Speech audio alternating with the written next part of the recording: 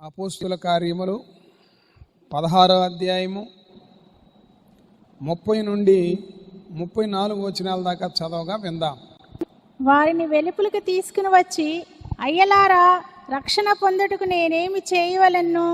అందుకు వారు, ప్రభుని యేసునందు విశ్వాసముంచుము, అప్పుడు నీవును నీ ఇంటి వారును రక్షణ పొందుదురని చెప్పి అతనికిని అతని ఇంటనున్న వారందరికిని దేవుని వాక్యము బోధించిరి.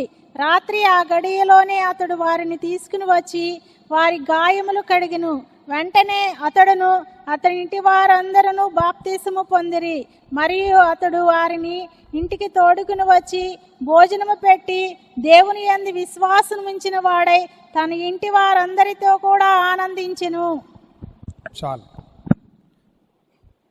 ఈ ప్రతిష్ఠిత దినమున జీవము గల దేవుని మాటలు వినడానికి, దైవాశీర్వాదాలు పొందుకొనుటకు విశ్వాసముతోనూ దేవుని ఆత్మ నడిపింపుతోనూ ఆయన దివ్య సన్నిధానం విచ్చేసిన నా తోటి సహోదరి సహోదరులైన, ప్రియులైన, పెద్దలైన, పిన్నలైన, గౌరవనీయులైన మీ అందరికీ సోషల్ మీడియా ద్వారా ఈ మాటలు వింటున్న ప్రతి కుటుంబానికి కూడా ప్రభు అయిన యేసుక్రీస్తు నామమున నా హృదయపూర్వక ధన్యవాదాలు. దేవుడు మనల్ని రక్షించును గాక. జైలు అధికారి చెరసాల బద్దలైపోయినప్పుడు మరి ఖైదీలందరూ కూడా భద్రంగా ఉన్నప్పుడు మరి తన్ను తాను ఆ చెరసాల బద్దలైపోయి ఖైదీలందరూ పారిపోయారేమో అనుకుని తనకు అవమానం కలుగుద్ది అనేటువంటి భయంతో తనను తాను చంపుకోబోతున్న జైలు అధికారితో అపోస్తలుడైన పౌలు గారు మాట్లాడతాడు. అయ్యా, నీగ్గను ఏమి హాని చేసుకోవద్దు, మేమెవ్వరము పారిపోలేదు, మేమందరము ఇక్కడే ఉన్నాము. ఆశ్చర్యపోయి చూడండి, శిక్షింపబడుతున్న వానికి విడుదల కలిగితే ఎవరు ఉండరు. పొరపాటు పడ్డ వ్యక్తి బంధించబడితే, అవకాశం దొరికితే పారిపోవటానికి ప్రయత్నం చేస్తాడు. అయితే అక్కడ దేవుడు చేసిన అద్భుత కార్యాన్ని పురస్కరించుకుని దేవుని మహిమను కనులార చూసిన ఖైదీలందరూ ఏమిటి ఆశ్చర్యం, ఏమిటి గొప్ప సంగతి, ఎన్నడూ చూడనంత గొప్ప ఆశ్చర్య అద్భుత కార్యం ఈరోజు మనం చూచాము, ఇంకా ఏం జరగబోతుంది చూద్దాం అన్నట్టుగా ఎవరు వెళ్ళలేదండి. అందరూ అక్కడే ఉన్నారు.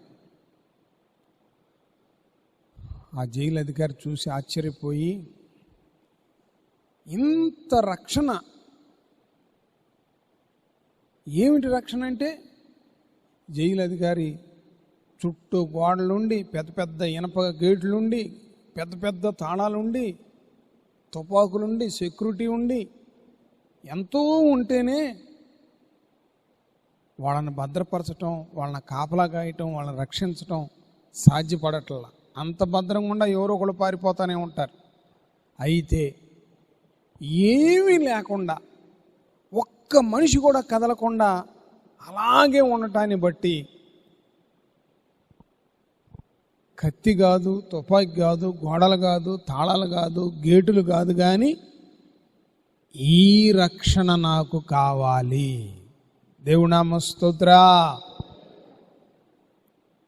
అయ్యలారా, ఏ చేతులతో అయితే కొట్టాడో, ఏ నోటితో అయితే తిట్టాడో, ఏ చేతితో అయితే కాళ్ళకి చేతులకి బొండలు బిగించాడో, ఆ వ్యక్తి వచ్చి వీళ్ళని అడుగుతున్నాడు, అయ్యలారా, రక్షణ పొందుటకు నేనేమి చెయ్యాలి? దేవుడి నామమున స్తోత్ర. రక్షణ పొందడానికి నేనేమి చెయ్యాలి అని అడుగుతున్నాడు. ప్రియులారా, మన పాప చింతన విడిచిపెట్టకపోతే మన పాత పాప రోత బ్రతుకు విడిచిపెట్టకపోతే భయము అనేది మనలోంచి వైదొలిగిపోదు. అట్లాగే ఉంటుంది. ఇంతకుముందు నాకు రక్షణ లేదు, భయపడిపోతా ఉన్నాడు. నేనేమైపోతానో, నా కుటుంబం ఏమైపోద్దో, నా ఉద్యోగం ఏమైపోద్దో, నన్ను కాపలా కాయమని గవర్నమెంట్ వారు నాకు డ్యూటీ ఇచ్చారు, ఉద్యోగం ఇచ్చారు, ఈ చెరసాలంతా బద్దలైపోయింది. మరి ఖైదీల్లో ఎవరుంటారో ఎవరుండరో భయం. దేవుని బిడ్డల్ని దూషించాను, దేవుని బిడ్డలను ద్వేషించాను, దేవుని బిడ్డలను గాయపరిచాను, భయం. ఆ భయంతో ఎట్లా నాకు విడుదల కలుగుద్ది, ఎట్లా నాకు రక్షణ కలుగుద్ది అని జైలు అధికారి అడుగుతా ఉన్నాడు. దేవుడు చెప్పింది మనం చెప్పినట్టు చేయకపోతే భయం వచ్చుద్దండి. ఆదామయ్య ఎందుకు దాక్కున్నాడు?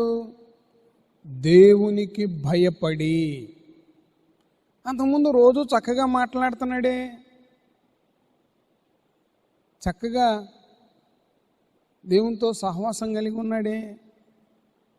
ఇప్పుడు ఎందుకు వచ్చింది భయం?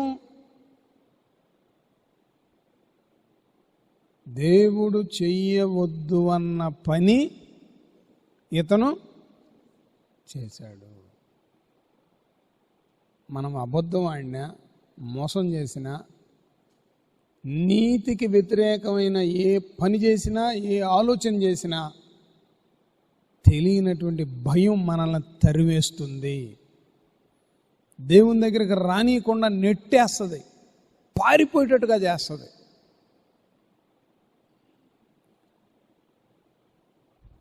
దేవుని చూసి దోక్కునేటట్టుగా పరిగెత్తాడు ఈయన. దేవుని స్వరం విని పరిగెత్తేశాడు. ఆయన పరిశుద్ధుడు, నేను పనికిమాలినాడిని. ఆ పనికిమాలితనం ఎలా వచ్చింది? ఆయన చెయ్యొద్దు అన్న పని ఎవరు చెప్పినా సరే దేవుడు చెయ్యొద్దన్న పని చేయకూడదు. పాస్టర్ గారు చెప్పినా చేయకూడదు. దేవుడు చెప్పిన దానికి వ్యతిరేకంగా పాస్టర్ గారు చెబుతున్నాడు అనుకో, చేయకూడదు. ఆగాలి, ఆలోచించాలి. అవసరమైతే పాస్టర్ గారికి మెల్లిగా చెప్పాలి, అయ్యా ఇది దైవ వ్యతిరేకం, మన ప్రమాణానికి వ్యతిరేకం, మన నడిపింపుకి వ్యతిరేకం, కొంచెం ఆలోచించండి, ప్రార్థన చేద్దాం, పరిశీలన చేసుకుందాం, అవసరమైతే మరలా ఆలోచిద్దాం. పాస్టర్ గారు చెప్పినా చేయకూడదు. దేవుడికి వ్యతిరేకమైన పని, దేవునికి వ్యతిరేకమైన పని తల్లి చెప్పినా చేయకూడదు, భార్య చెప్పినా చేయకూడదు, భర్త చెప్పినా చేయకూడదు, స్నేహితులు చెప్పినా చేయకూడదు, శ్రేయోభిలాషులు చెప్పినా చేయకూడదు. దేవునికి వ్యతిరేకమైన పని, దేవుడు మనలో ఒక పని చేయమంటే దానికి వ్యతిరేకమైన పని మనం పొరపాటును కూడా చేయకూడదు. చేశామా మనకి భయం వచ్చుద్ది. ఆ భయం మనల్ని నిలవనీయదు, నిలబడనీదు. అసలు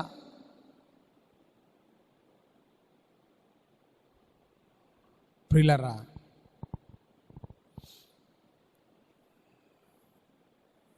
ఈ వాస్తవిక సంగతిని మనం గుర్తించాలి. దేవుడు చేయొద్దన్న పని చేసి ఆదామయ్య పారిపోయాడు, పక్కెళ్ళిపోయాడు. మన దైనందిన జీవితంలో దేవుడు వద్దు అంది, మనం ఇక మనకు అనవసరమే కది. వద్దు అన్నది అనవసరం, దాని గురించి ఇక మనం ఆలోచించుకోకూడదు, ప్రయత్నం చేయకూడదు. మళ్ళీ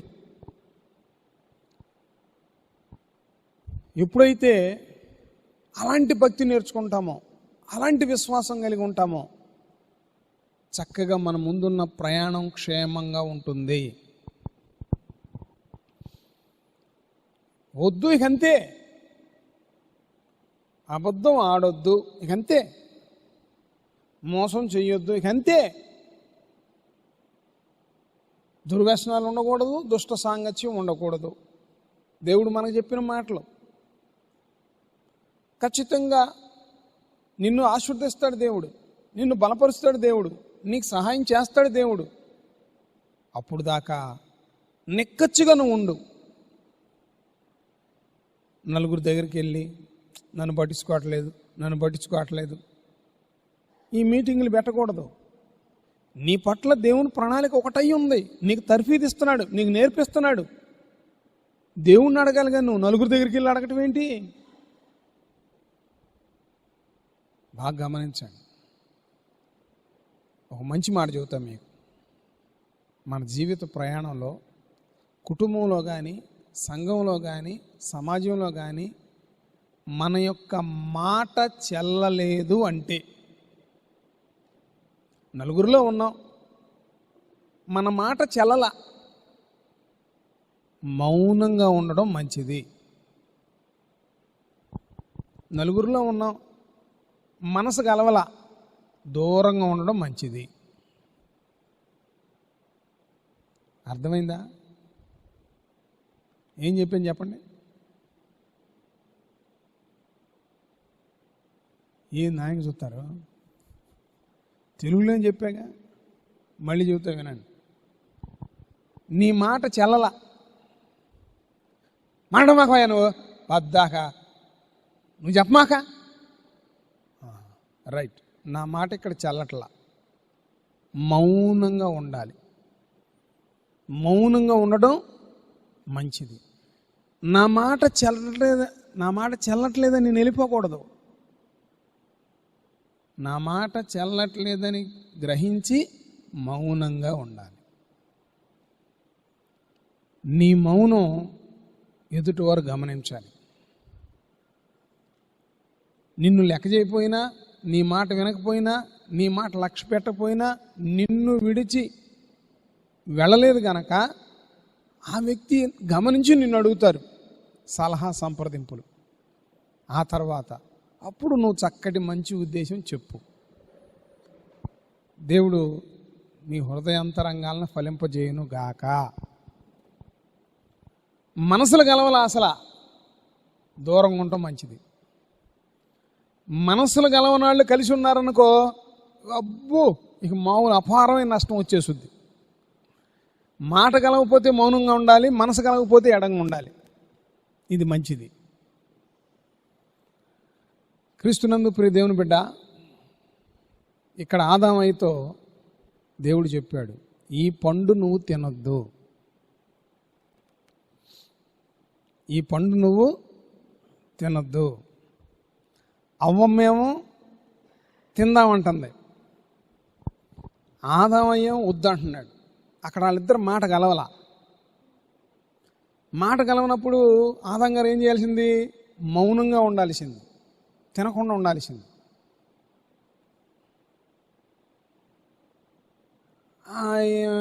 చెప్పిందిలే అని తిన్నాడు. భయం వచ్చేసింది. యోసేపు తన సహోదరులతో మాట్లాడినప్పుడు బాగా గమనించండి. సహోదరులకి యోసేపుకి మనసు కలవల. వీళ్ళిద్దరు, యోసేపు అన్నలో, వీళ్ళిద్దరికి మనసు కలవల. రైట్, గమనించాడు. యోసేపు గారు ఎడంగా వెళ్ళిపోవటానికి ఇష్టపడ్డాడు. అన్నలు అమ్మేస్తుంటే నన్ను అమ్మమాకంటే నేను వెళ్ళను అనలా. లేదా ఆ కొనుక్కున్న వాళ్ళ దగ్గర నుంచి దూకి పారిపోయి వెళ్ళిపోలా. మనస్సు గలవలా, దూరంగా ఉండడం మంచిది. కొంతకాలం, ఒక సమయం వచ్చింది, దగ్గరయ్యారు. వాళ్ళు చేసిన పొరపాటు గుర్తొచ్చి భయపడిపోయారు. పర్వాలేదు, మనసు కలవలేదు, కొంచెం ఏడంగా ఉండు. ఒక సందర్భాన్ని దేవుడు కలుపుతాడు. వాళ్ళ తప్పు వాళ్ళు తెలుసుకుంటారు. ఆ తర్వాత కలిసిమెలిసి ఉంటారు. దేవుడి నామం స్తోత్ర. యోసేపు సహోదరులు చేసిన తప్పు గ్రహించినప్పుడు భయం వచ్చేసింది. వాళ్ళ తప్పు వాళ్ళు తెలిసినప్పుడు భయం వచ్చేసింది. ఆదామయ్య దేవుడు మాట్లాడినప్పుడు తన తప్పు తను తెలిసిపోయింది. పాప చింతన భయం కలిగిన హృదయం కలగజేస్తుంది. దేవునికి వ్యతిరేకమైన పని చేయటమే పాపం, దేవునికి లోబడపోవటమే పాపం, దేవుడు చెప్పింది చేయకపోవటమే పాపం. ఇవి దేవుని ఉపకరణాలు. ఇది దేవుని పరిచర్య కోసం మాత్రమే వినియోగించాలి తెలుసు, అందుకని వాటిని ప్రత్యేకంగా పెట్టారు. ఈ బెల్షాజర్ అనే రాజుకి తాగిన తర్వాత గర్వం వచ్చేసి ఆ గదిలో ఎవ్వరు ఏ మనుషుడు వినియోగించిన వస్తువులు ఉన్నాయి తీసుకురండి, దాంట్లో కలిసి మనం అందరం తాగుదామని దేవుని ఉపకరణాలు, దేవుని పరిచర్య కోసమే వినియోగించే ఉపకరణాలని వాళ్ళ విలాసం కోసం వినియోగించుకోవడానికి తెమ్మన్నప్పుడు దేవుని సన్నిధిలో ఉండాల్సిన పాత్రలో ద్రాక్షరసం పొయ్యంగానే ఆకాశము నుండి ఒక హస్తం వచ్చింది, గోడ మీద రాసింది. ఇక తన తప్పు తను తెలిసిపోయింది. కీళ్ళు, నడుము, బొనికలు, ఎముకలు గడగడగడగడలాడిపోయినాయి. తన ముఖం వికారమైపోయిందంట. భయం. తాగిన మొత్తులో నేనేం చేశాను, నాకు తెలియక చేశాను, నేను చేసింది చాలా తప్పు. ఆ తప్పు తెలిసిన తర్వాత భయం వచ్చేసింది, భయంకరమైన భయం. అట్లాగే క్రీస్తునందు ప్రియులారా, జాగ్రత్తగా మనం ఉండాలి. దేవుని పరిచర్య విషయంలో, దేవుని ఉపకరణాల విషయాల్లో, దేవుడు మనకు అప్పచెప్పిన బాధ్యత విషయంలో మనం జాగ్రత్తగా లేకపోతే భయం వచ్చుద్ది. మరి సహోదరుల్ని ప్రేమించాలి, దూషించి ద్వేషించి గాయపరిచారు, భయం వచ్చింది. దేవుడు తినొద్దు అన్న పండు తిన్నప్పుడు భయం వచ్చింది. దైవ సేవకులను కొట్టాడు జైలు అధికారి, దేవుని పరిచర్య చేస్తున్న వాళ్ళని కట్టేశాడు. దేవుడు వాళ్ళ పట్ల అద్భుతకారం చేసేటప్పుడు నేనెంత తప్పు చేశానో అర్థమయ్యి ఆయనకు భయం వచ్చేసింది. అట్లాగే ఆ భయం వైదొలిగిపోవాలి అంటే దేవుని సన్నిధిలో మనం దిద్దుబాటు చేసుకోవాలి. ప్రభువా, నాకు తెలియక ఫలానా వారిని దూషించాను, ద్వేషించాను, ఈ పొరపాటు పడ్డాను, నీకు వ్యతిరేకమైన పని చేశాను, నీకు విరోధమైన ఆలోచన కలిగి ఉన్నాను, నన్ను క్షమించు. దిద్దుబాటు చేసుకోవాలి. మనం దిద్దుబాటు చేసుకుంటే దేవుడు క్షమిస్తాడు. మనం దిద్దుబాటు చేసుకునే కొద్దీ ఎంత ఎక్కువ దిద్దుబాటు చేసుకుంటే అంత నెమ్మది వస్తుంది, అంత ప్రశాంతత వస్తుంది. దిద్దుబాటు చేసుకోకపోతే భయం ఎక్కువైంది. కొంతమందికి నిద్ర పట్టట్లేదు అంటారు, కొంతమంది భయం భయంగా ఉందంటారు, కొంతమంది ఎవరు ఒకళ్ళు ఇటు వెళ్ళినట్టుగా ఉంది, అటు నీడొచ్చినట్టుగా ఉంది అంటారు. పాపం, కడుపులో పాపం, దాచుకున్న పాపం. ఎందుకు వచ్చింది నీడ? ఎందుకు వచ్చింది? మనిషి ఉన్నట్టు ఎందుకు వస్తాడు? నువ్వే పాపం చేసావు ఆ పాపం నిన్ను వెంబడిస్తూ ఉంటుంది. భయం దేవుని దగ్గర నుంచి వచ్చే కలవరం. దేవునికి వ్యతిరేకమైన పని చేసావు గనక, దేవునికి వ్యతిరేకమైన ఆలోచన కలిగి ఉన్నావు గనక ఈయన నిద్ర పట్టదు, పక్కన కూడా నిద్రపోనివ్వను.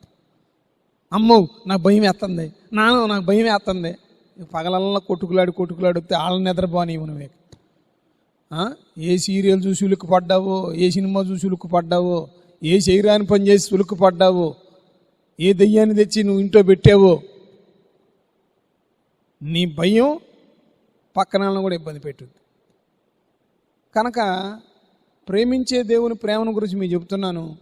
భయంగా ఉంది అంటే నీలో పొరపాటు ఉన్నది.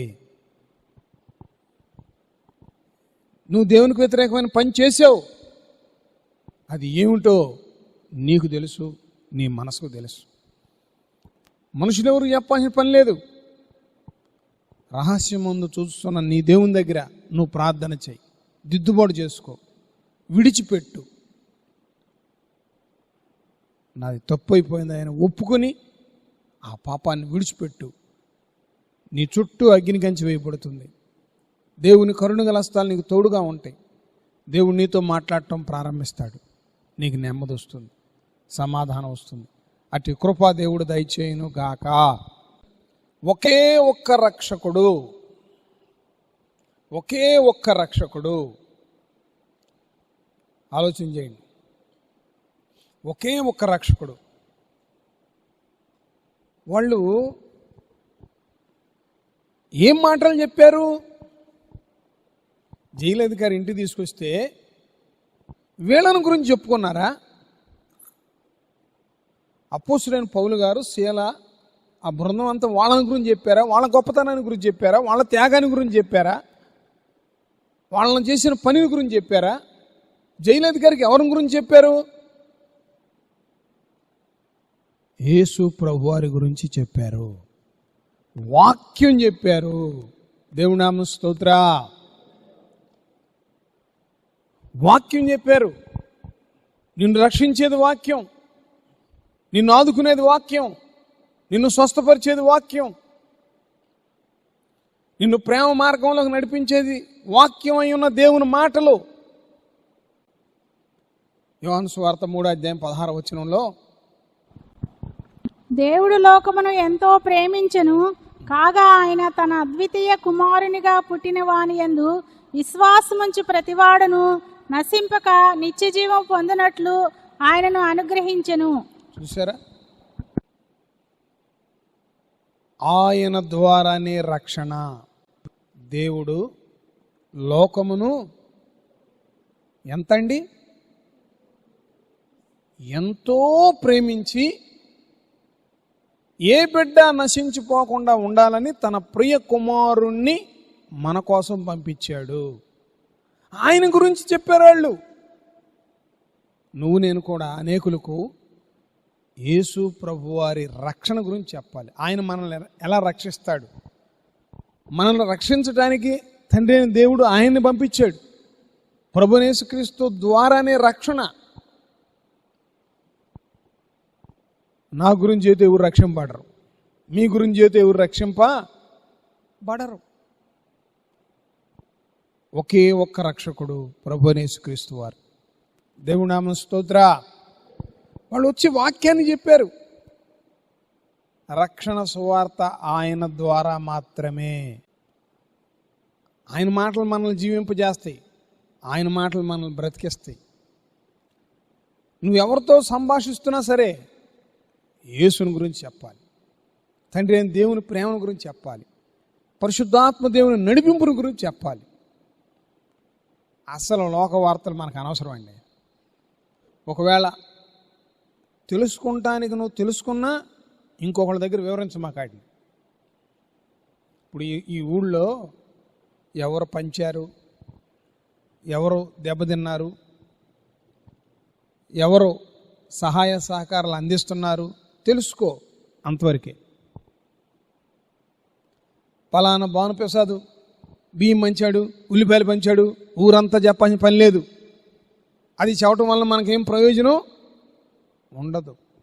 యేసు ప్రభువారు రక్షకుడు. యేసు ప్రభువారి మాట వింటే రక్షింపబడతాం. యేసు ప్రభువారి దగ్గర జీవ మాటలు ఉన్నాయి. యేసు ప్రభువారు సజీవుడు అని నువ్వు చెబితే నీకు మేలు, విన్న వాళ్ళకు కూడా మేలు. ఎఫెస్సులో శిష్యులు సహితం ఆత్మను ముందుకు అలా. ఎఫెసు పట్టణంలో శిష్యులు సహితం ఏం ముందుకోలేదు?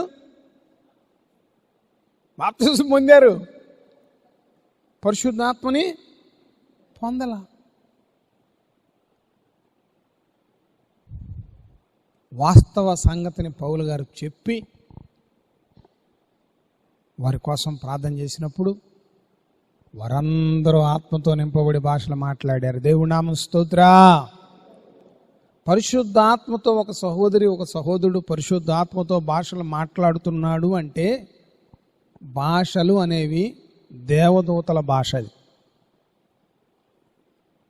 అది పొందుకుంటాం, అది కలిగి ఉంటాం, అది నేర్చుకుంటాం. ఎంత ఆధిక్యతో చూడండి. భాషలు మాట్లాడటం అంటే దేవదూతల భాష. అది దేవుని నామమున స్తోత్ర. క్రీస్తునందు ప్రియ దేవుని బిడ్డ,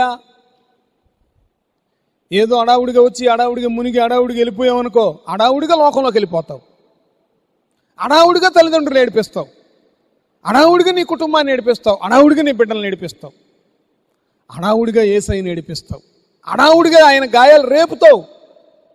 భక్తి జీవితంలో అడావుడి పనికిరాదు. భక్తి జీవితంలో ఇప్పుడే అయిపోయిందంటే కుదరదు, చాలదది. నువ్వు బాప్తిసం పొందడానికి గల కారణం నీ నిజరక్షకుడు నువ్వు అంగీకరించిన విధానం, నీ పాత రోత శాప జీవితాన్ని విడిచిపెట్టావా, బాప్తిసం అనే ఉదక స్నానం ద్వారా శుద్ధి చేయబడ్డావా, శుభప్రదమైన ఆనవాలు నీలో కనబడుతుందా? నువ్వు బాప్తిసం పొందినా కూడా నువ్వేం విడిచిపెట్టలేకపోతున్నావో, నీకే బలహీనత ఉన్నదో దాని విషయమై ప్రార్థన చేసుకో, ప్రతిష్ఠించుకో. దేవుడు నిన్ను బలపరుస్తాడు. మందిరంలోకి వచ్చి చాలా భక్తుల్లా కూర్చుంటారు, చాలా వినవిధేయత కలిగి ఉన్నట్టుంటారు. లోకంలోకి వెళ్ళి వీళ్ళ సంగతే ఎట్లా మహిమ వచ్చుద్ది? నీకెట్లా ఆశీర్వాదం వచ్చుద్ది? దేవునికి ఎట్లా మహిమ వచ్చుద్ది? భయం విడిచిపెట్టాలి, వాక్యం అంగీకరించాలి, దిద్దుబాటు చేసుకోవాలి, బాప్తిసం పొందుకోవాలి. ఆ తర్వాత పరిశుద్ధాత్మ దేవునితో సహవాసం చెయ్యాలి. దేవునామ స్తోత్రా, దేవునామ స్తోత్రా. అప్పుడు సంతోషం వచ్చుద్ది.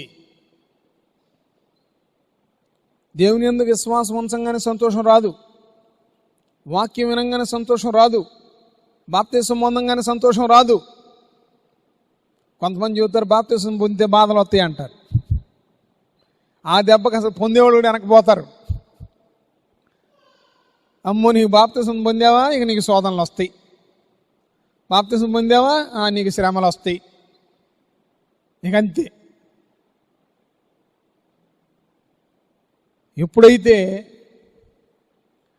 ఈ వాక్యానుసారమైన క్రమాన్ని పద్ధతిని మనం అనుసరిస్తామో అప్పుడు మనకు సంతోషం ఉంటుంది. పిల్లరా, ఆ యొక్క జైలు అధికారి పాపాన్ని విడిచిపెట్టి, భయాన్ని విడిచిపెట్టి, వాక్యాన్ని అంగీకరించి బాప్తిసం పొంది పరిశుద్ధాత్మను పొందుకున్న తర్వాత ఆయన సంతోషించాడు. మనం చూస్తే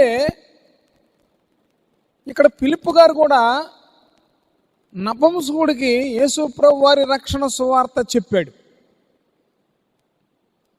చెప్పినప్పుడు అయ్యో నేను బాప్తిసం పొందలేదే, నేను రక్షణ పొందలేదే, ఇంత రక్షణ నేను నిర్లక్ష్యం చేశానా అని విని అంగీకరించి వెంటనే అపోస్తుడైన ఫిలిప్పు గారి చేత బాప్తిసం పొంది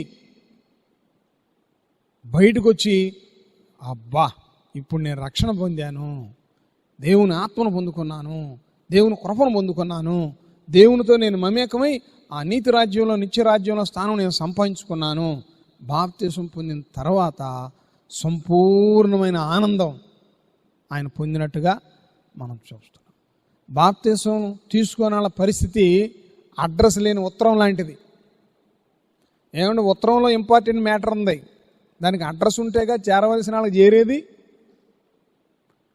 ఆ డబ్బా పద్దాగా తిరిగి మళ్ళీ డబ్బాలోకి వెళ్ళిద్ది. ఏమిటి? అడ్రస్ లేని ఉత్తరం. మరి నీకంటూ ఒక అడ్రస్ ఉండాలిగా. నువ్వు ఎవరు పెట్టవయ్యా? యేసుక్రీస్తు నా తండ్రి. రైట్, నీకు వర్తమానాలు వస్తాయి పరలోకం నుండి. బాప్తిసం తీసుకోకపోతే నీకు అడ్రస్ లేదు, నీకు అడ్రస్ లేదు. నీకేం వర్తమానాలు వస్తాయి, ఏం భద్రత ఉంటుంది, ఏం దర్శనాలు వస్తాయి, ఏం ఆశీర్వాదాలు వస్తాయి? అడ్రస్ ఉండాలిగా. నేను ఒక బుట్ట పంపించా, ఫలాలు ఫలానా గొంతులో ఫలానా అడ్రస్లో ఫలానా అమ్మాయి ఉందయ్యా, నా బిడ్డ ఇచ్చిరండి అని చెబుతా. ఆ గొంతంతా తిరిగి అడ్రస్ దొరకలా. బుట్ట ఏం చేస్తారు? మళ్ళీ తీసుకొచ్చి నాకే ఇస్తారు ఆ బుట్ట. పంపించా, కానీ నీకేం లేదు, అడ్రస్ లేదు. మళ్ళీ తిరిగి నా దగ్గరికి వచ్చేస్తాయి.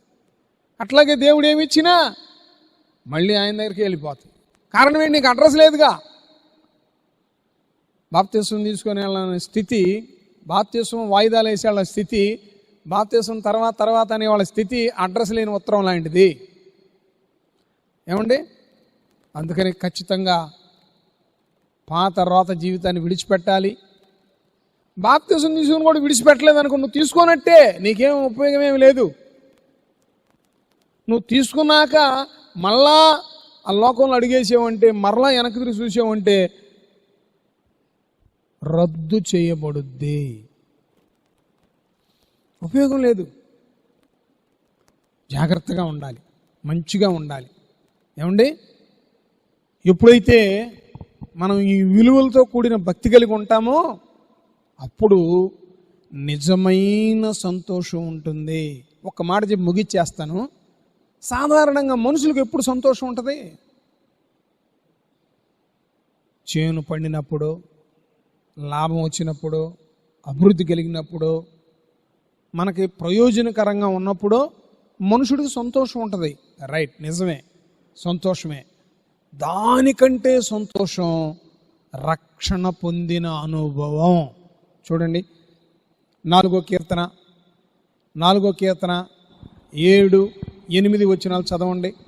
వారు ధాన్య ద్రాక్షారసములు విస్తరించిన నాటి సంతోషము కంటే అధికమైన సంతోషము నీవు నా హృదయములో పుట్టించితివి. యెహోవా, నెమ్మదితో పడుకుని నిద్రపోవుదును. నేను ఒంటరిగా నుండినను నీవే నన్ను సురక్షితముగా నివసింపజేయుదువు. ఇక్కడ గమనించారా? వారి ధాన్య ద్రాక్ష రసములు విస్తరించిన నాటి సంతోషం కంటే, ధాన్యం బాగా పండిందండి, ఎవరన్నా బాధపడతారా? ద్రాక్షరసం బాగా పండిందండి, తోటలు బాగా పండినాయండి, ఫలాలు బాగా వచ్చినాయి, ఎవరన్నా బాధపడతారా? అందరూ సంతోషిస్తారు. ఆ సంతోషం కంటే విస్తారమైన నెమ్మదిని నాకు ఇచ్చావయ్యా, నేను హాయిగా నిద్రపోతానయ్యా. పాపం చేసిన వాళ్ళకి నిద్ర పట్టిద్ది, దేవునికి వ్యతిరేకంగా నడిచిన వాళ్ళకి నిద్ర పట్టిద్ది. కలవరం, భయం. ఏమండి? అక్రమంగా ఆ చుట్టుసాటుకి వెళ్ళి మాట్లాడుకున్నారనుకోండి, ఎవరో చూశారు, వాళ్ళని వీళ్ళు చూశారు, ఇంటికి వెళ్ళి వీళ్ళు నిద్రపోతారు. అమ్మో, మా అమ్మతో చెబుతాడేమో, మా నాన్నతో చెబుతాడేమో, అయ్యో అమ్మో వాయ్యో అమ్మో.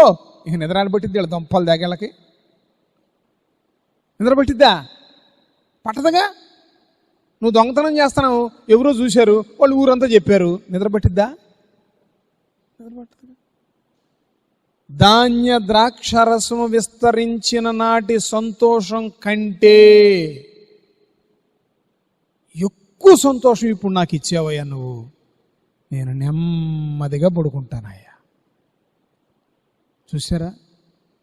రక్షింపబడిన వారు, రక్షణ పొందినవారు, బాప్తిసం పొందినవారు, ఆత్మ పొందినవారు ప్రశాంతంగా నిద్రపోతారంటండి, నెమ్మదిగా ఉంటారంటండి, సంతోషంగా ఉంటారంటండి.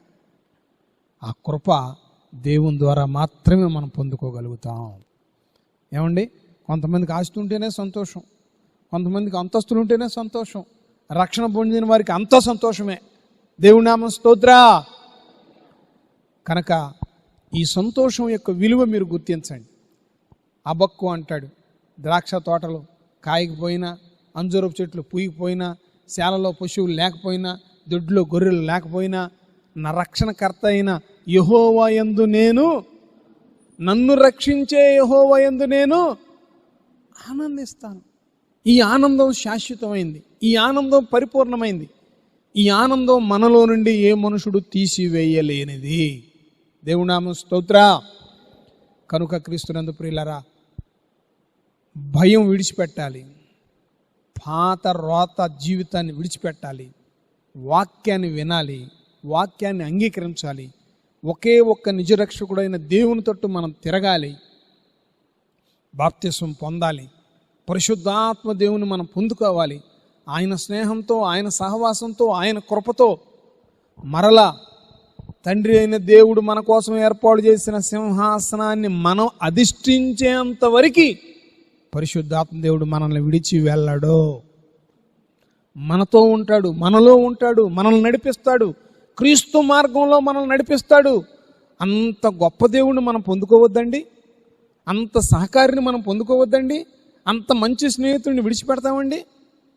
ఏమండి, నీకు ఎంత మంచి స్నేహితుడైనా అబ్బాయి 2 రోజులు ఆడదాకా వెళుద్దాం రా అంటే ఎంత ఇస్తా అంటాడు. అదేందయ్యా, అమ్మ నేను కూలికి వెళ్తే డబ్బులు వస్తాయి, నీ ఏమిటి వస్తాయి, నాకేమొస్తాయి అంటాడు. అనరా, ఒక గంట ఉండమంటే ఉంటా కానీ రోజంతా నీ ఏమిటి వస్తే నాకేమిటి కుదురుద్ది అంటారా? పరిశుద్ధాత్మ దేవుడు నిన్ను డబ్బులు ఇమ్మన్నాడు. పరిశుద్ధాత్మ దేవుడు నువ్వు ఉపయోగపడితేనే నేను నీకు ఉపయోగపడతాను అన్నాడు. పరిశుద్ధాత్మ దేవుని పని రక్షణ పొందిన నిన్ను క్రీస్తు మార్గంలో నడిపించటం. కనుక క్రీస్తునందు ప్రియులారా, చక్కగా పాత రోత జీవితాన్ని విడిచిపెట్టండి, వాక్యాన్ని వినండి, వాక్యాన్ని అంగీకరించండి, వాక్యాన్ని హృదయంలో పదిలపరుచుకోండి, బాప్తిసం పొందండి, పరిశుద్ధాత్మ దేవుణ్ణి పొందుకోండి. నిజమైన సంతోషాన్ని మీరు స్వతంత్రించుకుంటారని మనవి చేస్తూ దేవుని మాటలు ముగిస్తున్నాను. తండ్రి అయిన దేవుడు ఆయన అమూల్యమైన మాటలు మనందరి హృదయాలు నీరుగట్టి ఫలింపజేయను గాక. అయ్యా, దురాత్మ చీకటి సంబంధులు మార్చబడినట్లుగా సహాయం చేయి నాయనా. నాయనా నాయనా వాస్తవిక సంగతులు గుర్తున్నట్టుగా సహాయం చేయి నాయన. ప్రభువా, అయ్యా అయ్యా అయ్యా అయ్యా అయ్యా దర్శించిన ఆయన, బిడ్డలు దర్శించిన ఆయన, బిడ్డలతో మాట్లాడయ్యా, బిడ్డల హృదయాలు తెరువు నాయన, కృపచూపు నాయన, దయచూపు నాయన, ఆశీర్వదించిన ఆయన, జై జీవితం కలగజేయి నాయన. మీ కృపా సన్నిధి దీవెన ఆశీర్వాదాలు సహాయ సహకారాలు సర్వ సమృద్ధి సంతృప్తి మా అందరికి కలగజేయమని ప్రభువును ప్రియరక్షుడైన యేసుక్రీస్తు వారి దివ్య నామమున బ్రతిలాడి వేడుకొని పొంది ఉన్నాము తండ్రి. మన తండ్రి అయిన దేవుని ప్రేమయు, కుమారుడైన యేసుక్రీస్తు వారి కృపయు, పరిశుద్ధాత్మని యొక్క అన్యోన్యతా సహవాసము సదాకాలం మనందరికి తోడై నడిపించి మహిమ పొందును గాక.